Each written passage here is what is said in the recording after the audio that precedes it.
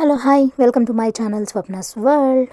Yeah ఈరోజైతే నేను మీతో షేర్ చేసుకోబోతున్నాను డ్యూరింగ్ ప్రెగ్నెన్సీ టైంలో నేను ఏ విధంగా ఉంటాను, మై ప్రొడక్టివిటీ టైంని మీతో నేను ఎలా మార్నింగ్ రొటీన్ చేస్తాను అనేది, మార్నింగ్ టు టిల్ 11:30-12 వరకు నా వర్క్స్ ఎలా ఉంటాయి అనేది నేనైతే మీతో షేర్ చేసుకుంటాను.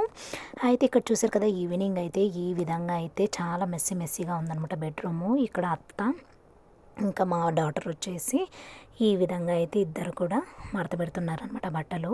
ఇవి సగం చేసేసి ఆ తర్వాత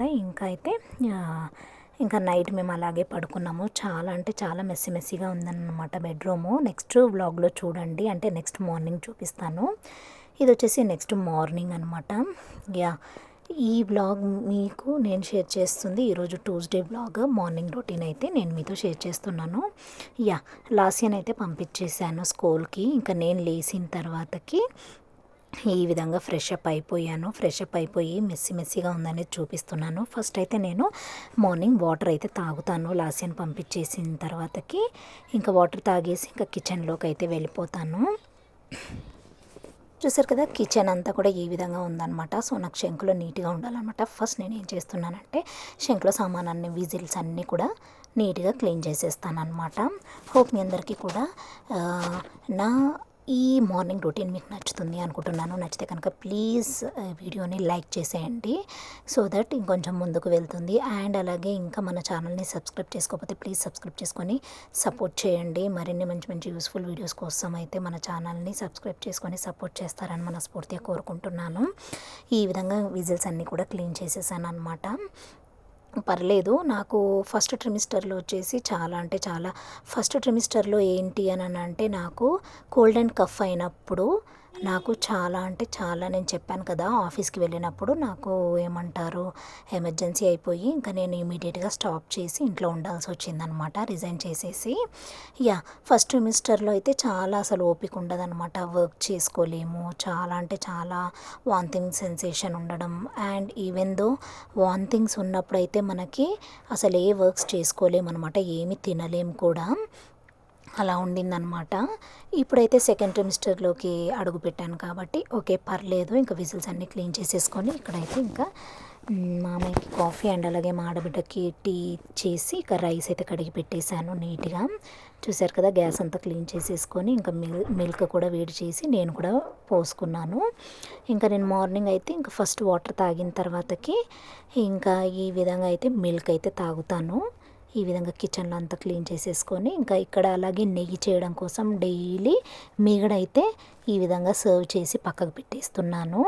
ఓకే, సో నెక్స్ట్ వ్లాగ్లో అయితే నేను ఈ డ్యూరింగ్ ప్రెగ్నెన్సీలో నేను ఏం తింటాను అనేది, డే ఫుల్ కూడా నేను ఏం తింటాను అనేది ఒకరోజు నేను మీకు డెఫినెట్గా షేర్ చేస్తాను. ఇక్కడైతే మిల్క్ తీసుకొని ఇంకా మిల్క్ అయితే తాగుతున్నాను. యాక్చువల్గా నేను మొన్నటిదాకా కూడా టీ తాగేదాన్ని మార్నింగ్. ఇంకా యాక్చువల్గా మీకు చెప్పలేదు కదా, నిన్న నేను హాస్పిటల్కి వెళ్తే వెయిట్ గెయిన్ అయ్యాను అనమాట. డాక్టర్ కొంచెము మెయింటైన్ చేయమని చెప్పారనమాట, ఎందుకంటే రైస్ ఎక్కువ తిన్నా కానీ వెయిట్ గెయిన్ అవుతారు. బట్ నేను ఇంకొకటి హైదరాబాద్ వెళ్ళిన తర్వాత పైన బిస్కెట్లు ఎక్కువ తిన్నాను అనమాట. డైలీ ఒకటి తినేదాన్ని. ఇంకా కొన్ని టైంలో అయితే మార్నింగ్ ఈవినింగ్ కూడా తిన్నాను. ఇక్కడికి కూడా తెచ్చుకొని ఇక్కడ కూడా తినడం జరిగింది. మేబీ దానివల్ల ఏమన్నా వెయిట్ గెయిన్ అయ్యానేమో అని అనిపించింది అనమాట నాకు. డాక్టర్ అడిగారనమాట, ఎందుకు ఏం తింటున్నావు, స్వీట్స్ ఏమన్నా ఎక్కువ తింటున్నావా, లేదంటే చాక్లెట్స్ ఎక్కువ తిన్నావా, ఎందుకు వెయిట్ గెయిన్ అయ్యావా అని అడిగారు. ఈ 2 మంత్స్లోనే చాలా 5 వరకు పెరిగాను అనమాట. అదొక్కటి చూసుకోమని చెప్పారు. కొంచెం ఫుడ్లో చేంజెస్ చేయమని చెప్పారనమాట. ఇక్కడ నేనైతే మిల్క్ తాగిన తర్వాతకి ఇక్కడ చూసారు కదా, నీట్గా బయట అంతా కూడా వాటర్ తోటి కడిగేసాను. మెట్లు వీక్లీ వన్స్ అయితే కడుగుతాను అనమాట. ఇక్కడ బయట అంతా నేను క్లీన్ చేసినా కానీ మెట్లంతా మా ఆడబిడ్డతో చేపించేస్తాను. ఇంకా ఇక్కడైతే ఇంకా నేను మిల్క్ తాగిన తర్వాతకి ఒక 5 మినిట్స్ అయితే వాక్ చేస్తున్నాను రిలీఫ్ కోసము. ఈ విధంగా అయితే వాకింగ్ చేస్తే ఏంటంటే చెప్పాను కదా వెయిట్ గెయిన్ అయ్యానని. ఇంకా మార్నింగ్ రాగి జావా కానీ, మధ్యాహ్నం రైస్ తీసుకున్నా కానీ ఈవినింగ్ చపాతీ తీసుకోవాలి అని చెప్పారు. కొంచెం ఫుడ్లో చేంజెస్ చేయమన్నారు, రైస్ తగ్గియమన్నారు అనమాట నన్ను. నెక్స్ట్ బ్లాగ్లో అయితే నేను ఏ ఫుడ్ తీసుకుంటున్నాను అనేది డెఫినెట్గా షేర్ చేస్తాను. ఇక్కడ 5 మినిట్స్ వాకింగ్ చేసిన తర్వాతకి ఇంకా రొటీన్ అనమాట. ఇంకా మళ్ళీ కిచెన్లోకి వెళ్ళిపోయేసి ఇంకా కిచెన్లో వర్క్స్ అయితే చేసుకుంటాను, చూపిస్తాను పదండి. ఈలోపు రైస్ కూడా అయిపోయింది. ఇంక ఇక్కడైతే నేను చూసారు కదా కర్రీస్ చేస్తున్నాను. ఇప్పుడే మార్నింగ్ ఒక 2 కర్రీస్ చేసేస్తే ఇంకా మధ్యాహ్నం కూడా ఉంటాయన్నమాట.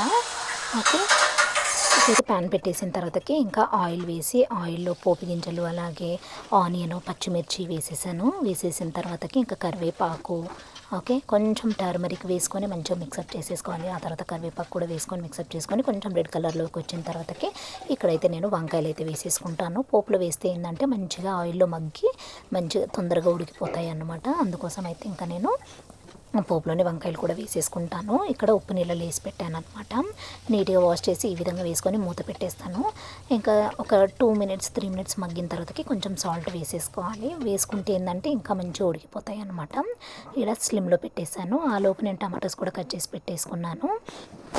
ఆ తర్వాతకి ఒక 5 మినిట్స్ అయితే మూత పెట్టేసేయాలి. ఆ తర్వాతకి ఈ విధంగా అయితే టమాటోస్ కూడా వేసేసుకొని మీడియం ఫ్లేమ్లో పెడితే మంచిగా మగ్గిపోతాయి అనమాట.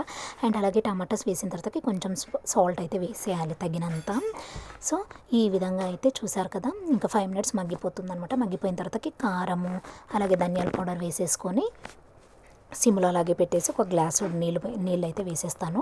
ఇంతటితో మన వంకాయ కర్రీ అయితే రెడీ అయిపోతుంది. అండ్ అలాగే ఇక్కడ బెండకాయ పచ్చడి కూడా చూపిస్తాను మీకు. నా స్టైల్లో బెండకాయ పచ్చడి చాలా అంటే చాలా టేస్టీగా ఉంటుంది. డెఫినెట్గా మీకు ఇంకా తెలియని వాళ్ళ కోసం అయితే షేర్ చేస్తాను నేను. డెఫినెట్గా చూడండి. అండ్ అలాగే ఒక్కసారి మీరు ట్రై చేయండి, చాలా టేస్టీగా యమ్మీగా ఉంటుందన్నమాట. ఒక 5 ముద్దలు తిన్నా చాలు, చాలా టేస్టీగా ఉంటుంది నేను చూపించే స్టైల్లో చేస్తే.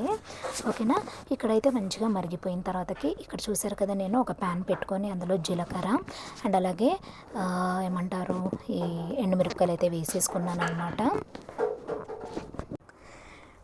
ఈ విధంగా ఇవి మీడియం ఫ్లేమ్లో పెట్టి ఫ్రై చేయాలి.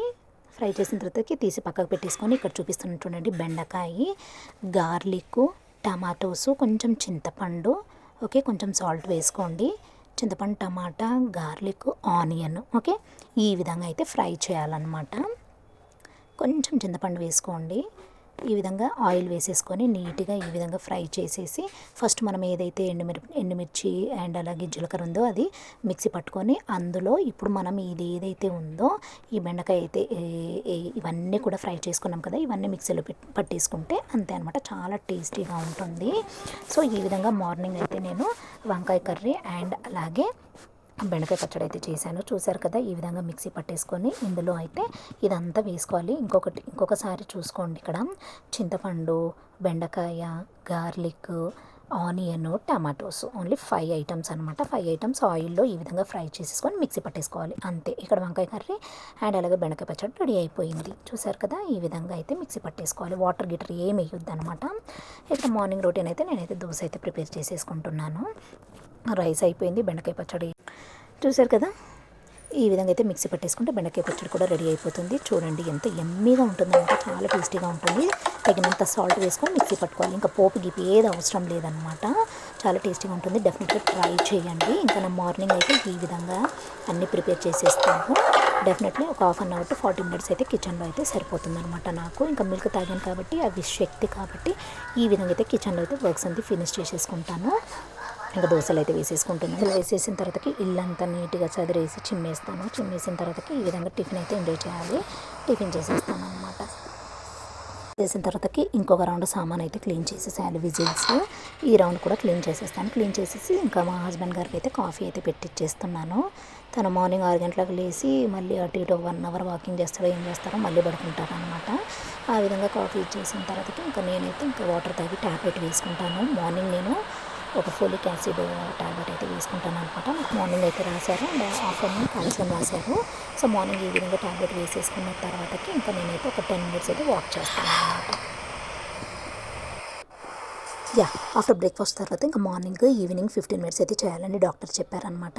ఇంకా నేనైతే వాకింగ్ చేసేసాను. మళ్ళీ ఇంకా వాకింగ్ చేసేసిన తర్వాతకి ఇంకా బెడ్రూమ్ చెప్పాను కదా చాలా మెస్సీగా ఉందనేసి ఇంకా బెడ్రూమ్ అంతా కూడా నీట్గా క్లీన్ చేసేసేయాలన్నమాట. ఇక్కడ ఇంకా హస్బెండ్ లేసేసి ఇంకా ఇదైతే తీసేశారు. బెడ్ ఎందుకు బెడ్రూమ్ అసలు మెస్సీగా అయ్యింది ఏంటి అనుకుంటున్నారా? ఈ బెడ్ బగ్స్ వల్ల నేను చాలా సఫర్ అవుతున్నాను అని చెప్పాను కదా. ఇంక ఈ ప్రెగ్నెన్సీ టైంలో నేను తట్టుకోవడం అవ్వట్లేదు అనమాట. నాకు నిద్ర చాలా తక్కువ అయిపోతుంది. దానివల్ల 2 డేస్ నుంచి నాకు బాడీ పెయిన్స్ అనేటివి వస్తున్నాయి అనమాట. అందుకే ఇమీడియట్గా మా బెడ్ అయితే తీసేసాము.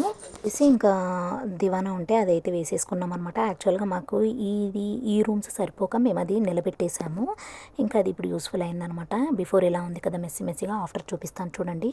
హోప్ మీకు నా మార్నింగ్ రొటీన్ అంటే నా ప్రెగ్నెన్సీ టైంలో ఈ సెకండ్ ట్రిమిస్టర్లో నా మార్నింగ్ రొటీన్ ఎలా ఉంటుందనేది మీతో షేర్ చేసుకున్నాను. హోప్ మీ అందరికీ కూడా ఈ వ్లాగ్ నచ్చింది అనుకుంటున్నాను. నచ్చితే కనుక ప్లీజ్ సబ్స్క్రైబ్ చేసుకోండి. చూడండి, ఆఫ్టర్ క్లీనింగ్ బెడ్రూమ్ వచ్చేసి ఆఫ్టర్ నీట్గా చదిరిన తర్వాతకి ఈ విధంగా ఉందన్నమాట. ఆ బెడ్ అయితే లాస్ట్ పెట్టేశాము. సో హోప్ మీ అందరికీ కూడా ఈ వ్లాగ్ నచ్చింది అనుకుంటున్నాను. నచ్చితే కనుక ప్లీజ్ లైక్ చేయండి, షేర్ చేయండి, కమెంట్ చేయండి. మరిన్ని మంచి మంచి వీడియోస్ కోసం సబ్స్క్రైబ్ చేసుకోండి. అంటే take care, bye. Thanks for watching. Please do subscribe to my channel.